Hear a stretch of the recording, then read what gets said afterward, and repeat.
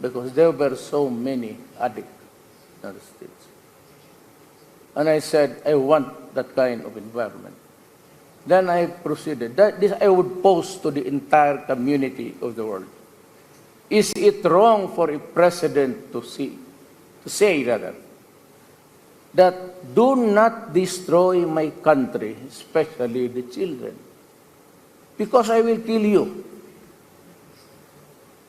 And that was my order to the armed forces and to the police. And right now, even as I fly here and go back, there are about, again, 2 generals who are still playing with drugs. And I said, well, I told you, do not destroy my country because it is being flooded with drugs. With so many families created and become dysfunctional. You only have to have one addict in the family and the entire family collapses, becomes a socially disorganized.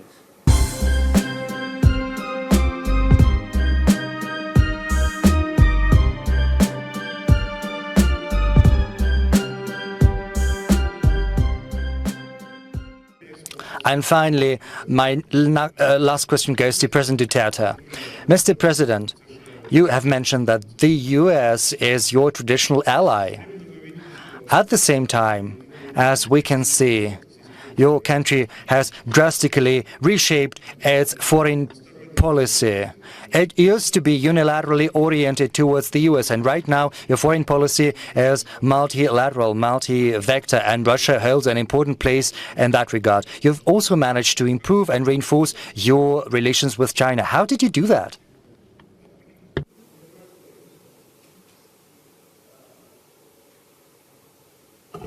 In the first place, we have been a colony of Spain then with the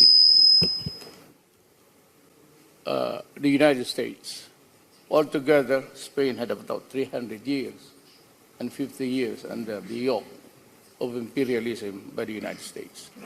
It's all water under the bridge. And we have been prepared to do the governance that we decide. Over the years, I have seen that the foreign policy of the Philippines always tailored that of the United States. And we can hardly go to some, at that time, communist countries just to explore trade and commerce.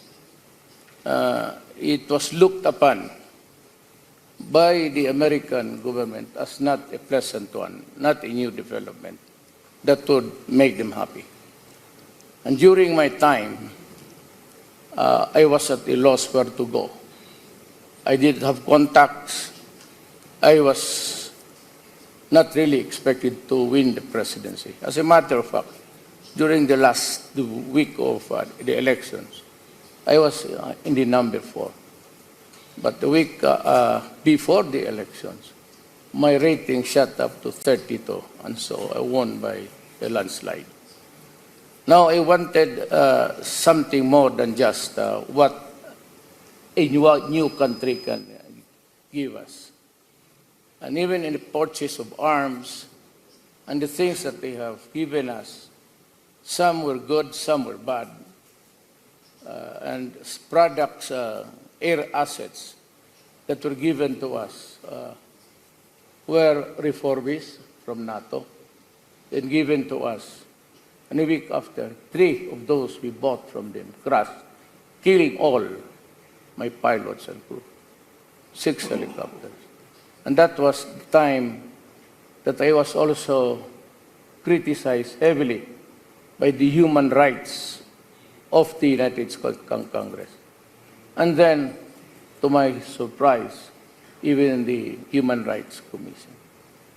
You know, during the time of 2 presidents ago, we were told by the United States itself that if we do not take care, if we do not watch out our country will be swallowed by drugs.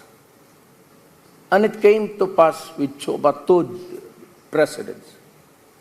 And we saw mayors, city mayors, and the chairman of the most basic unit of government, 50,000 into drugs.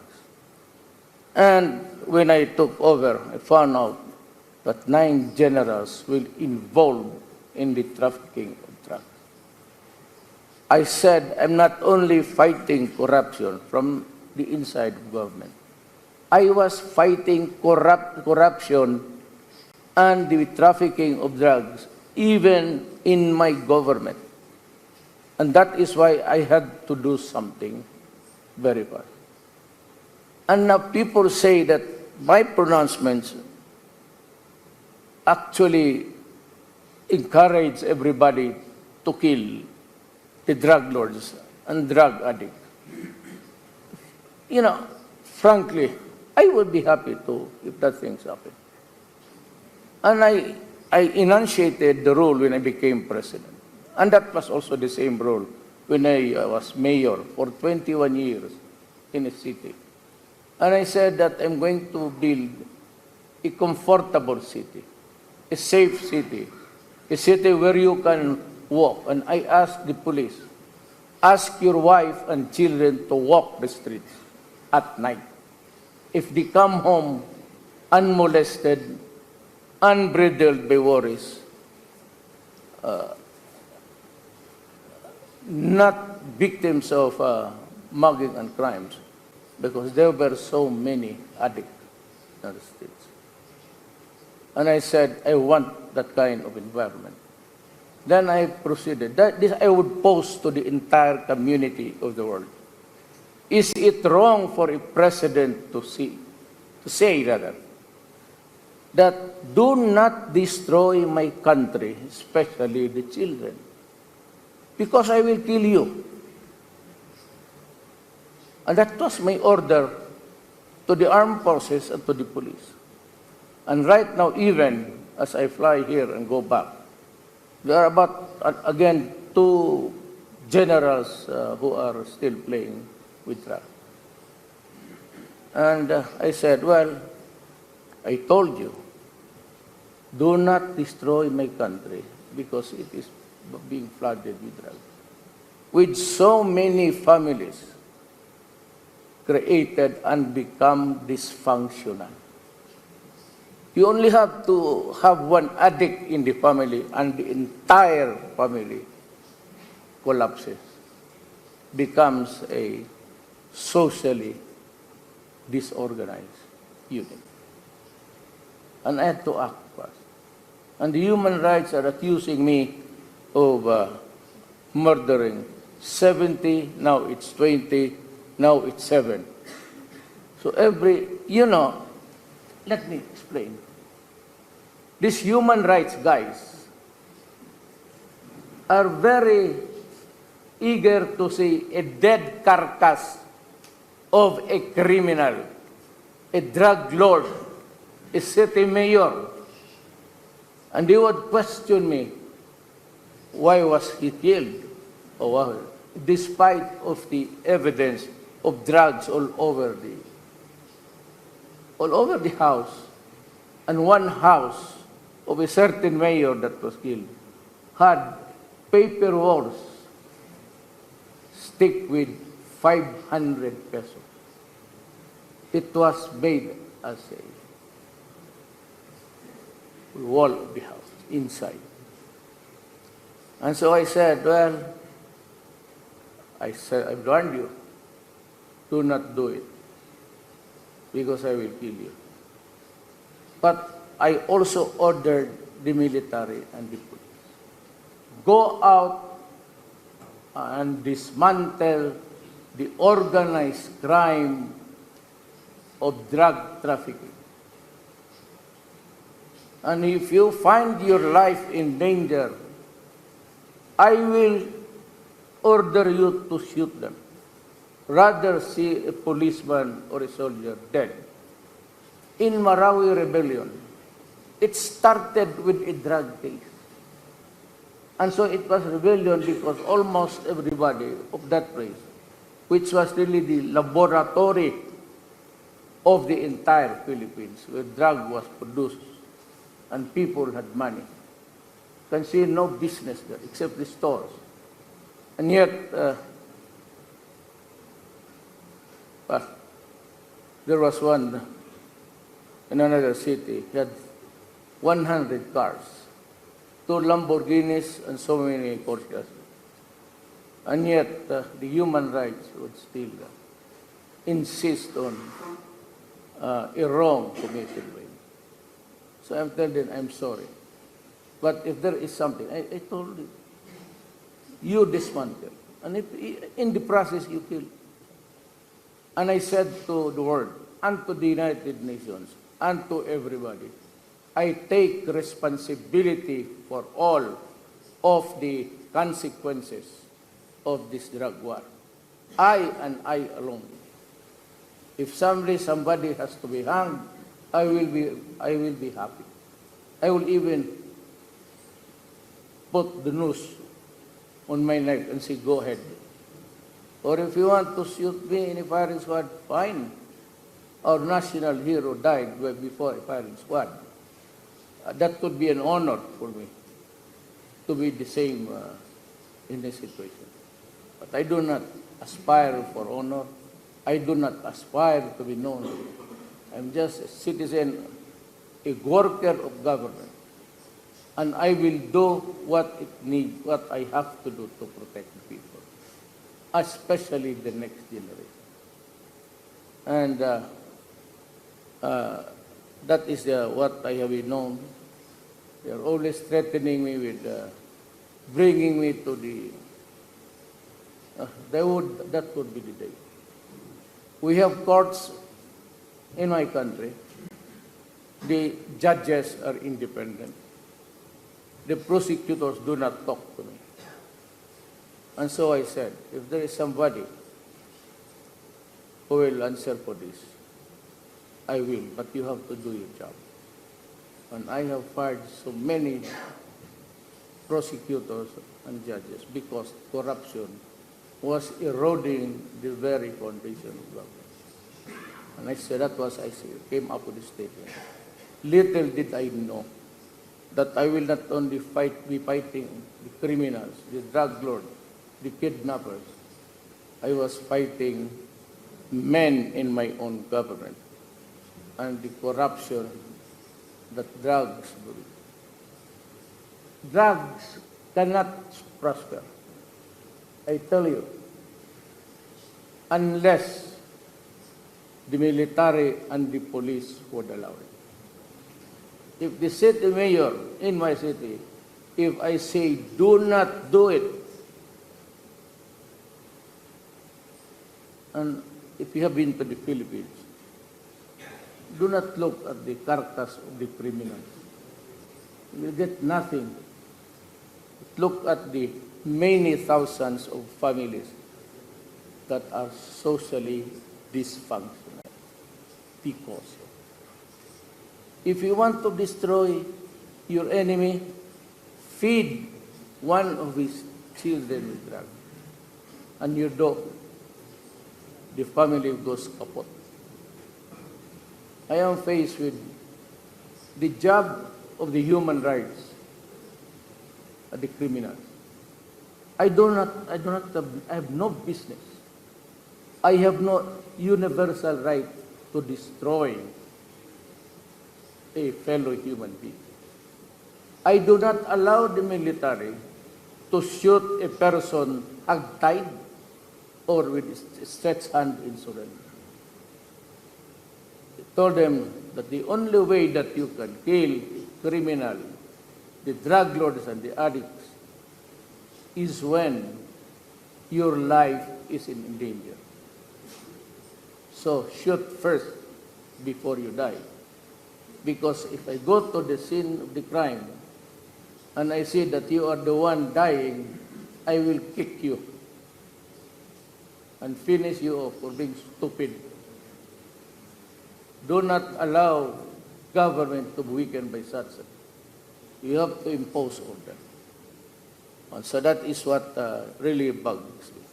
So the government of the United States, before the, if I could only have 2 minutes, if I can have 2 minutes, then I'll tell you what. The rifles, we have the longest insurgency problem, communist insurgency problem, armed struggle. It has killed so many of my soldiers. And the rifles were, it has fired so many rounds, it becomes loosened. There is no more rifling. It comes out turning at a very fast rate so that it has its own velocity. It can hit the target. Yes. And I tried to buy about 24,000 M16s for my police and military. One congressman in the U.S. or two stood up and said, do not give it to the Philippines, especially to the mayor, because he will use those rifles to kill his own Filipino citizen. And that is really funny. And I would ask U.S. Congress, kindly educate yourself first. You have the CIA. Yeah, they're around, even here right now. The CIA is listening to us. I am sure they're getting the message up there. Kindly be kind to your fellow men. Before you condemn, investigate. And allow us, before you come up with this result, allow us the right to be heard. It is a God-given right to any person. Whether you live in autocracy or tyranny, every person has the right to be heard. And human right. The United States did not send me. They stopped the rifles at the time when the rebellion in Marawi was brewing. I was here, scheduled to have a series of meetings about trade and commerce. But on the day, I just stayed there for 6 hours. And I'm thankful that President Putin came all the way from somewhere to fly just to be in Moscow to talk to him before I took off. It took us about 5 months to quell the rebellion. And it was only when China and Russia gave us the very well-made guns. The new fighting now is from afar. You don't need to go to your enemy, you just paste him at the crossroads. It can hit somebody 2 miles, 2 kilometers away. And those rifles that were that good, if your sniper has been trained properly. That was our advantage, and that is our story. I tried to buy helicopters. And I was looking around South Korea and Russia and Israel. They said, no, you cannot buy. You buy from us. So Bell Helicopter of Canada offered me 10, but with a condition that I cannot use it against my own citizens. I said, look, stupid. I am buying these helicopters because they are killing the people, the rebels, and my military men, and my police. And you sell me a helicopter with the condition that I cannot place armaments, only for transport of dead soldiers. So, wounded soldiers. and for humanitarian reasons. When as a matter of fact, these rebels are rebelling because they want to oust the government. ISIS is there.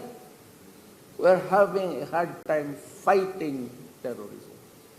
They blow churches, so many. They blow military camps. The suicide bombers are not from there, but white-looking. I really don't know their nationalities. We do not know because we can only recover bits and pieces of their body. Mr. President, I'm very sorry. I have a club to be very unpolite.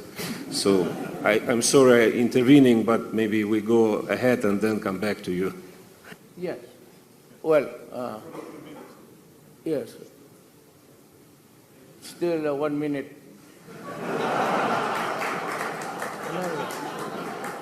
I will end up by saying that, well, this has been the issue in the Philippines, that they have a president who's a murderer. I assure you.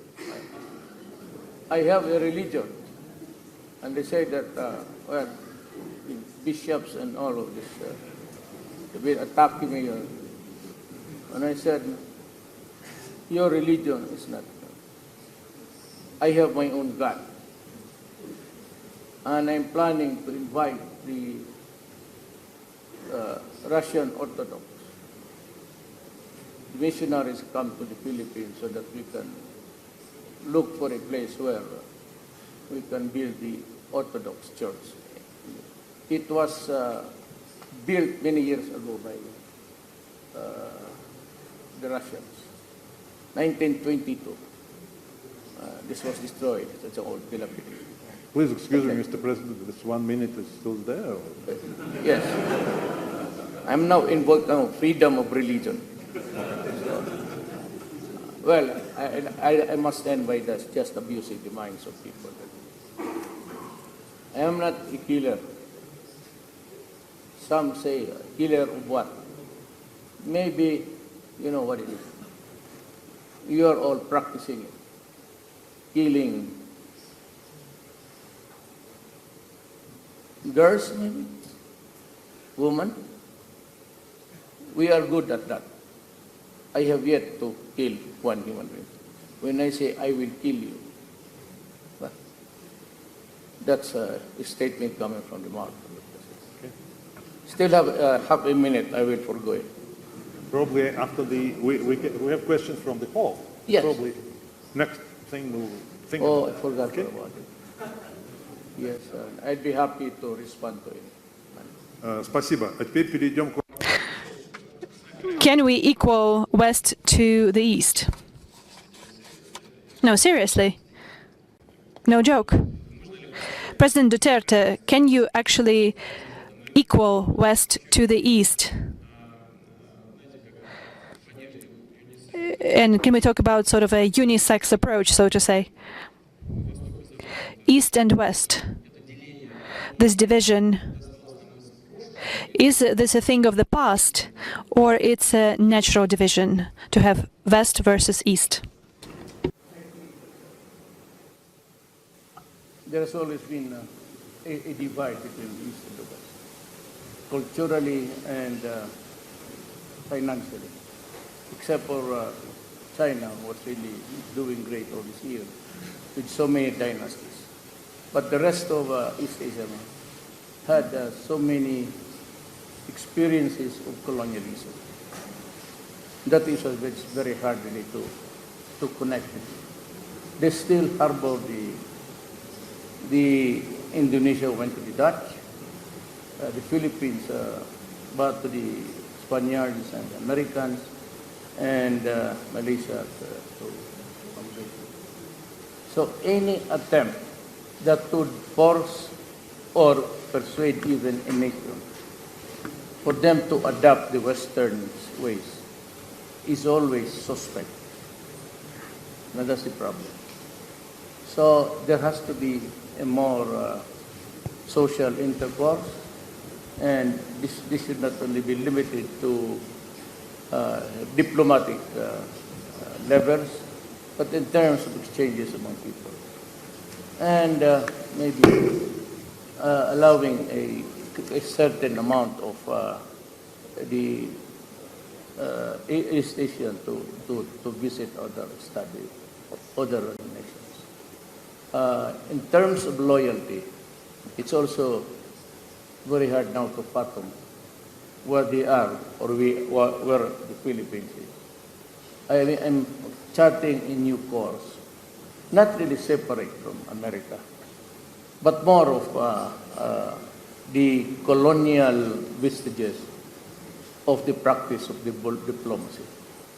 Where we go, right after the independence in 1947, we have always been guided towards what policies. And for the longest time, we never had any concrete relations between Russia and the Eastern Bloc at that time, because they were pictured to be the enemy of democracy. And democracy then, to the Western world, was their monopoly. And that the rest of the world were totalitarian or ruled by despots and tyrants. And that has been the food for thought, even among children. There's always the USIS, it's a library, and everybody attended there, and you can see all the propaganda. Maybe the next generation will.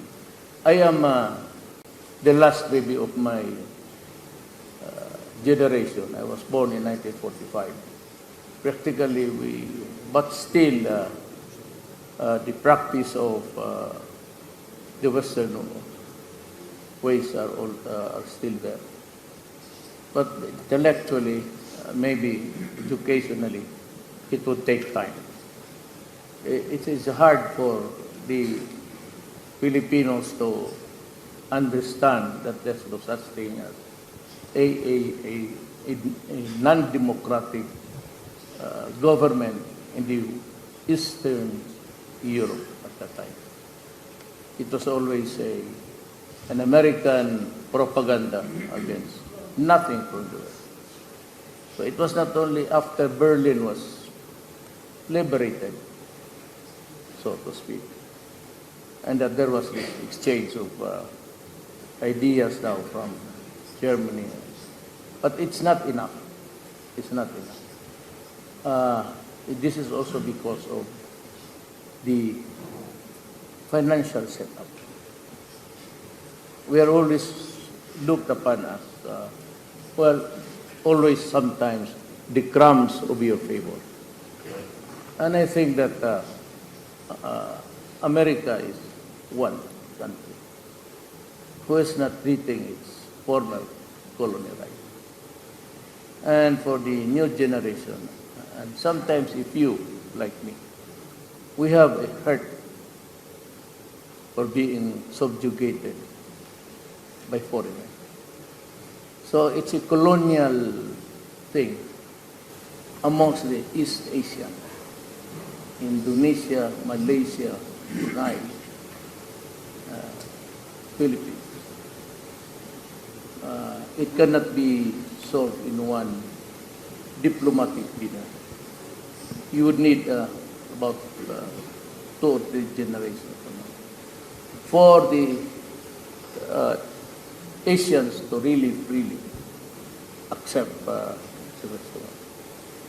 And that is true for China. The Opium Wars, the impositions of so many things that destroyed the country. That does not go away suddenly. They always refer it in their history as part of the struggle until now. That portion of having been colonized and brutalized is still a part of the paradigm when they talked about religions. Mr. President, can you wrap up if possible? We actually understood that our hypothesis proved wrong. So, между Востоком и Западом все. So between the West and the East, nothing has changed.